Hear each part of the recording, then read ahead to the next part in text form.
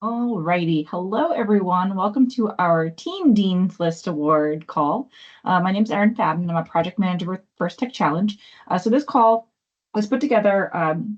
It's a Q&A format, so you can ask any questions that you want about the Dean's List Award. Um, there are a couple ways you can ask questions. If you want to ask your question out loud, you can raise your hand and we'll unmute you and you can ask it out loud and we'll answer your question. Or you can just type your question in the Q&A and we'll read your question out loud and we will answer the question for you. So really quickly, Jill, if you want to go ahead and introduce yourself. Sure. So I'm Jill Wilker. I'm the Northern California partner for First LEGO League and First Tech Challenge. I'm also the global judge advisor. So I manage the judge advising process at the First Championship. But why I'm on this call is I'm also very pleased and grateful to be part of the Dean's List Award Committee. So that is the committee that reads all of the finalists and selects the 10 winners, which is a incredibly hard job, but very fun and very motivating. But why makes me very passionate and very supportive of getting the Dean's List and the students and teams to really have the best experiences possible. So we've started this call for you to, help you do better in Dean's List. So ask away.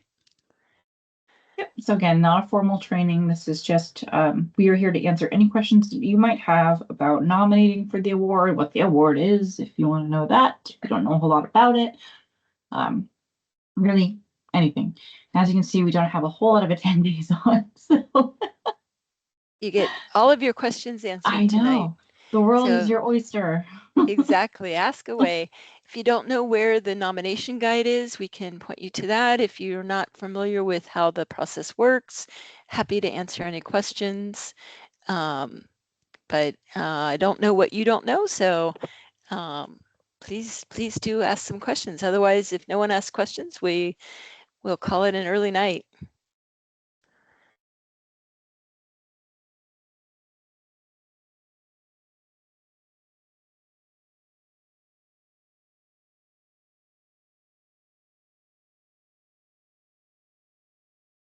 You can probably at least just go ahead.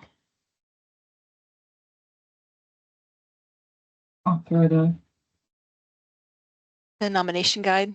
Yeah, I'm gonna put it right in the Q&A if people are interested. It is a little bit sometimes tricky of where to find it. The easiest way to navigate there from the first website, when you go into FTC and then Game and Season, there is an awards link and it's under the awards. And under the awards on the right is a First Dean's List award link. And in that page is where the nomination guide is. So it's like 4 clicks later, you finally get to the nomination guide. So sometimes a little bit hard for folks to navigate to find that.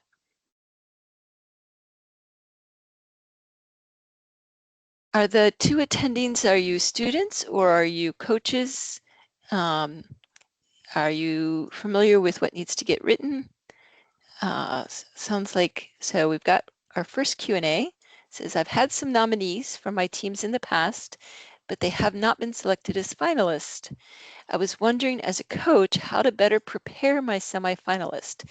What can I do to best represent their achievements in the essays? That is a fabulous question. So there's 2 questions there. The first one is better prepare.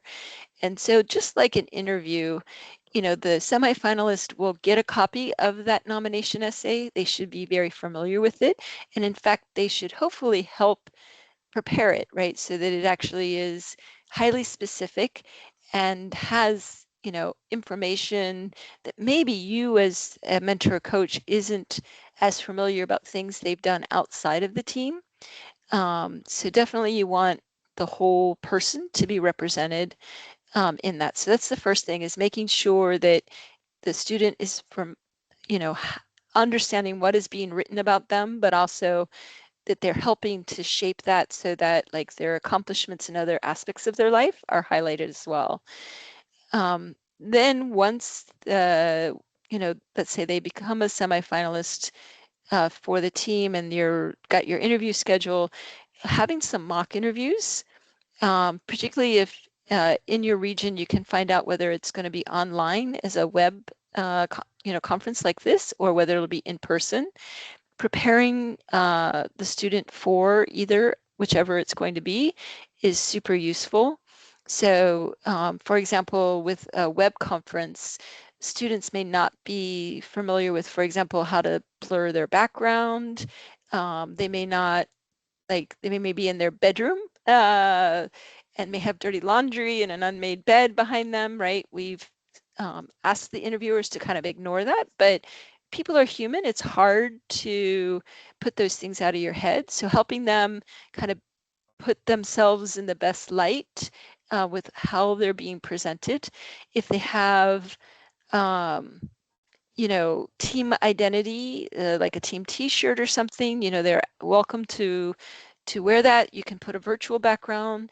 They recognize that depending on the bandwidth of the interviewers and the student, more that you ask the web conference tool to do like that with virtual backgrounds, the more that sucks up your bandwidth. So just that can be something depending on the student's capability. It may be something you can help them make sure that they have good bandwidth, right? Can you go to the library? Can you go to the school for the interview? Making sure that they actually have a good network connection, a good webcam, and that they're represented in the best light physically, right? With the dynamics of a virtual web conference is important.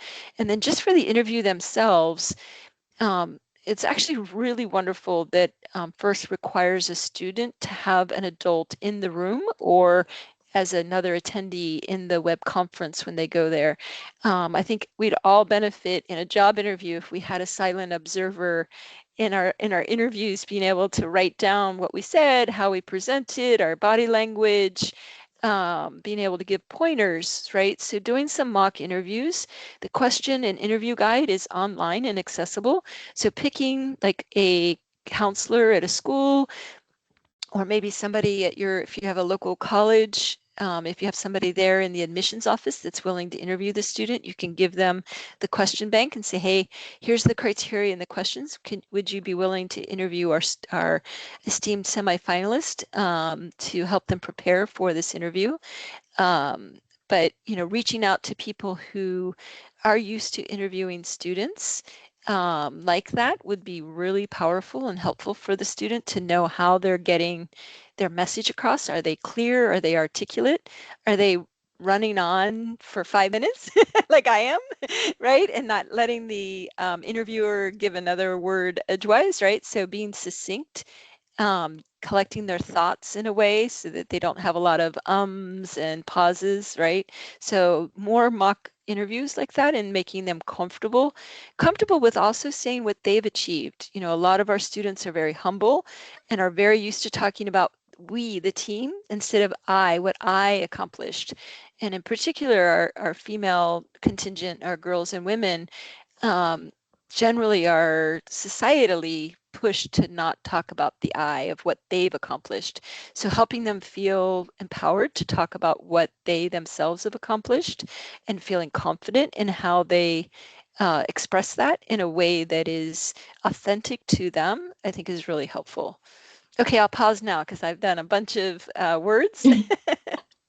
I just want to add that there's a section in the guide that was just linked in the chat, preparing for the interview. It does cover a lot of the stuff that Jill just mentioned too, so that's a helpful resource as well. Yes. Yeah. And then the second thing is how to best represent their achievements. Definitely looking at the criteria. Some of the questions are broad and are not word for word based on the criteria, right? So, really looking at the criteria and then the questions that are getting asked in those nomination questions and really mapping that specific student to basically be able to shine them in the best light. And in particular, where this starts to becoming sometimes it can be better handled is where a student has done maybe a lot in FLL, and in particular when they used to have the Global Innovation Project, people became very passionate about that and would spend, half of their essay on all of the greatness they were doing in First Lego League, which is amazing and awesome, but you don't want to spend half of your word count on things that are not relevant to that student and to FTC.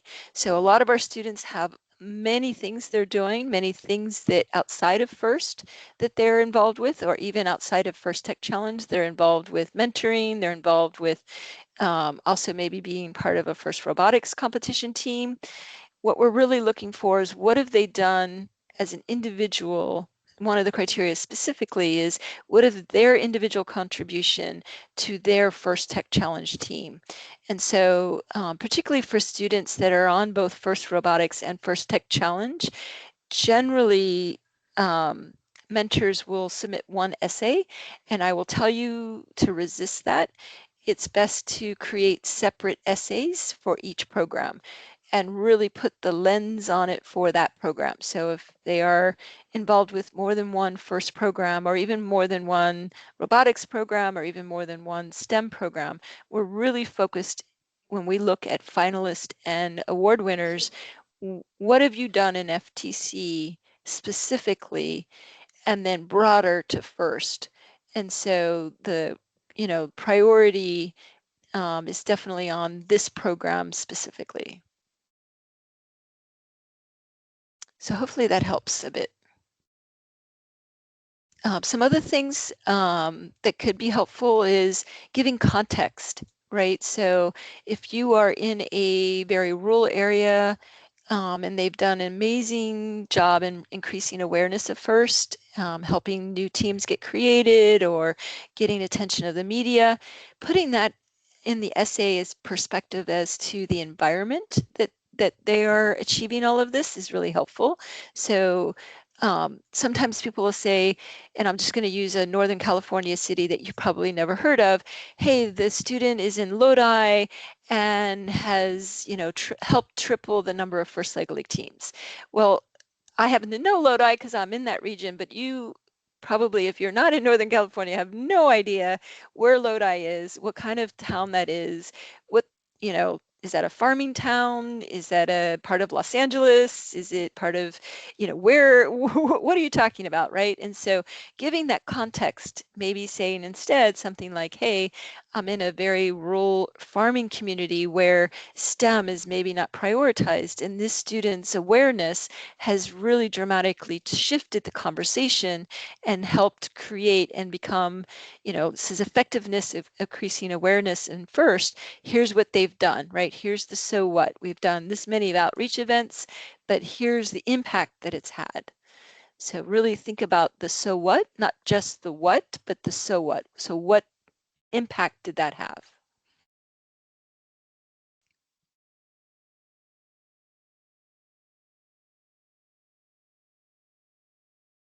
Great.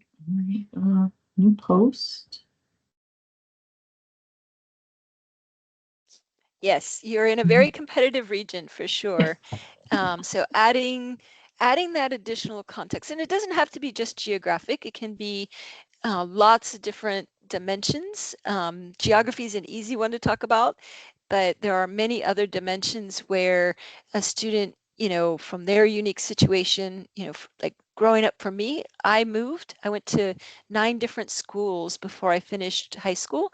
I went to 3 different high schools. And so the environment that I came into high school was very different than most other people, particularly in the high school that I graduated from was a very rural school where everybody literally had been in the same school since kindergarten, so they all knew each other, and I'm entering as a person who's been not from that community before, right? And so putting that perspective as well is helpful to say, how is this person adjusted, how have they impacted based on who they are as an individual.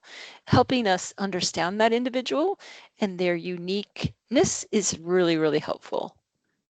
Of course, you have a lot of limits to how you describe that. So we're not looking at spelling. You can, reduce your thes and a's and ands, and try not to use acronyms is helpful.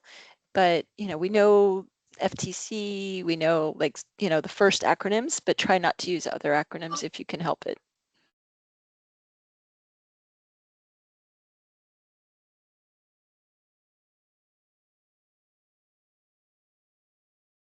I think some other things that might be helpful, specifically in competitive regions like you're in, is if you can actually talk with any of the previous winners and or their coach or mentor, right? So if you happen to, are at an event where somebody did have a finalist or a previous finalist or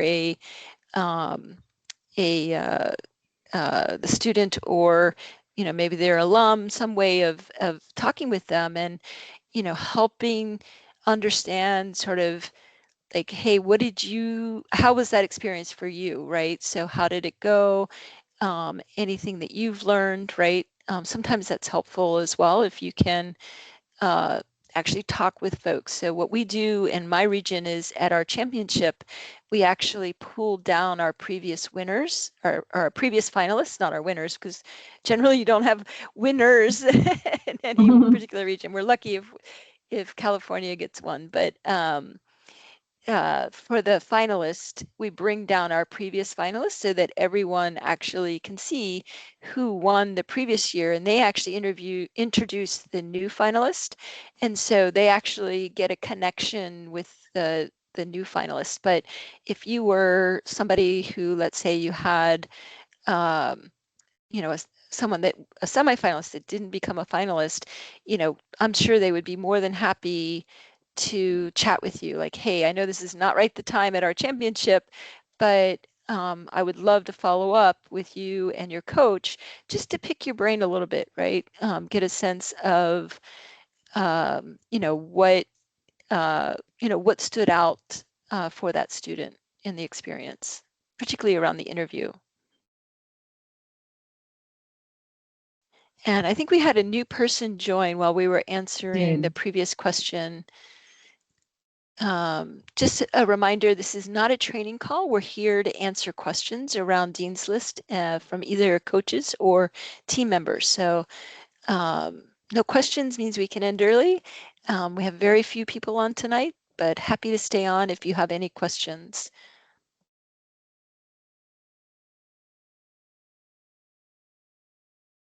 Mhm.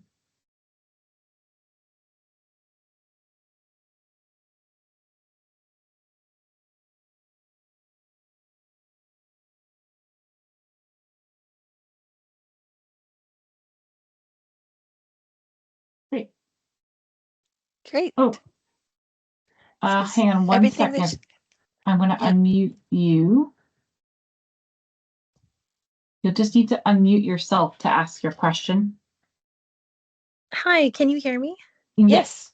Okay, thank you so much. My question is that I know that for the interview, the kids have on average about 8 minutes, I think, to answer questions, and every judge is kind of different in how they approach the questions. Do you have any advice for how a student can shine and bring out their best if the questions are not really geared towards allowing them to give all that description that could really add kind of the meat and potatoes of who they are? Yeah, that's a great question. It's similar to a job interview, right? A job interview, you have things you want to sell about yourself, of what you think is your strengths, but the interviewer may not know those strengths, right? And so it's a great skill of helping your student to help figure out how to segue, right? So you answer the question that gets asked, and then you figure out how to segue into, let me tell you about this really cool 3D gid thing that I just printed, right? I can't help myself. I want to share with you about some things I'm super excited about, right? So part of it is just a skill, right? These are things you can do mock interviews for. The interview guide is available. So, and the list of questions that we recommend interviewers ask is there. So helping them through some mock interviews. is super helpful. In the nomination guide as well, there are sort of a section on how to prepare your semifinalist for those interviews as well. But yeah, it's a skill to learn how to, let me answer your question, but then let me also fill in, right, some, so as an example, sometimes what happens in the essay is because of word limits, not all of the really cool things that the students involved in are reflected exactly the way the student would like them reflected, or what they think is, sort of the full scope of what they're doing. And so being able to feed that into the conversation is a really great skill to learn, right? So, let's say they're passionate about 3D printing, and the essay may say something like, yeah, the student has 3D printed all of the robot parts for the team, and that was it. But like the student lives and breathes and does 3D printing and has a YouTube channel devoted to 3D printing, and is maybe writing some custom software to do whatever, right? So they're doing a lot more than just that one sentence that was in the essay. Being able to help them figure out how to insert, not overwhelm the interviewer, but to insert those things in a way that reflects and helps the interviewer, particularly based on the criteria, right? So you want to make sure that they're not going off in areas that are not relevant to the criteria. So for example, there may be students that are really passionate about unhoused and making sure that everyone has housing, and they're just super passionate about that area. It's like, okay, you can say this much about it, but really this is about First Tech Challenge and this list of criteria. Let's figure out how to weed in your passion into the areas that relevant so that you shine your passion, but in the areas that the interviewer is also trying to fill out. And then I would also suggest, if the interviewers are really asking questions that are not relevant to the Dean's List interview, do let the local partner know that. You should never be one-on-one with an interviewer. There should always be a panel. And so it is a skill to also say, hey, I want to answer your question, but I'm a little confused when I look at the criteria, how you're making the connection with what you're asking into this specific criteria. Can you help me understand that, right? So you have to do that in a little delicate way, because you don't want to, irritate the interviewer, for sure. The power dynamic is not the best there from the student's perspective, but helping the student kind of shape that conversation, and also giving the feedback to the partner to say, hey, the questions that this interviewer asked didn't seem like they were relevant to Dean's List. You might, I'm happy to talk with you about that after the fact and see whether, that's something that we can, I don't know if we can fix per se, but I would want to know, as the partner in my region, if an interviewer is asking questions that are not relevant to the process, for sure. Go Go ahead. Yeah, that's what I was thinking, is that if they 8 minutes goes by so fast. I think probably, I thank you so much. I love that idea of the segue and having the child sort of like redirect, because maybe the volunteer is doing this for the first time. But would you, if it was kind of off the wall questions and really not giving an opportunity to, deliver their best, would the other adult in the mentor, for example, who wrote the letter, who's present in the Zoom, would it be inappropriate for them to say anything? Or It would be, yeah. And it's a bit unfortunate. We really don't, like, there's no good that can come from that, to be very honest, in that moment. And so the moment, although it would be unfortunate, for the 8 minutes, the best is to, follow up with the partner. I don't know, Erin, if you would, depending on the nature of the questions, whether you'd want that also to be, reported into the report of concern or to the first Dean's List email address, depending on the nature of the questions, but maybe a second interview with different interviewers may be appropriate. I'm sad to hear that there are interviewers like that. I really hope there isn't, but you know, we do give a set of questions. We do try really hard to make sure everyone is certified and has gone through what we're expecting. But if something is really off the wall and not relevant at all, I would go through the interview, but I would follow up for sure with the partner and possibly with FIRST as well.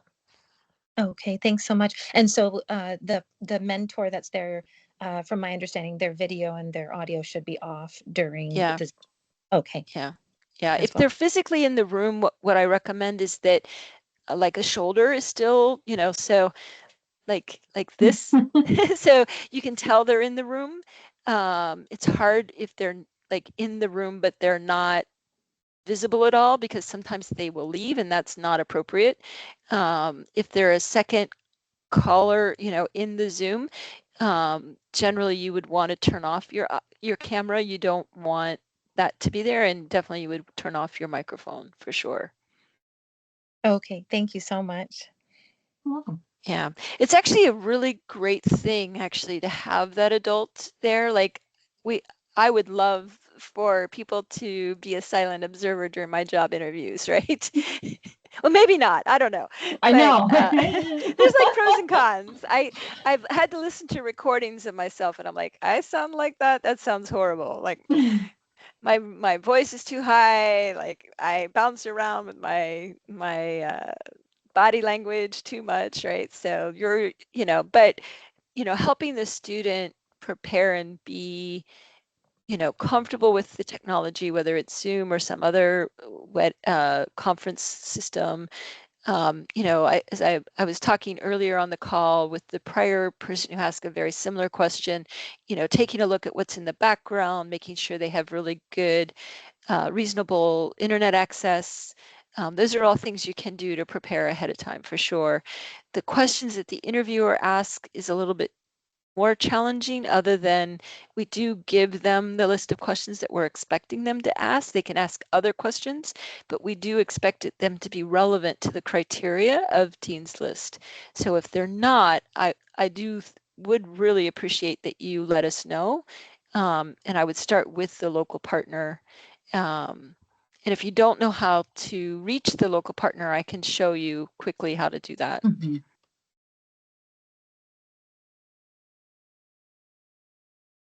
Yes, no, I do know how. Okay. To Okay. Thank Great.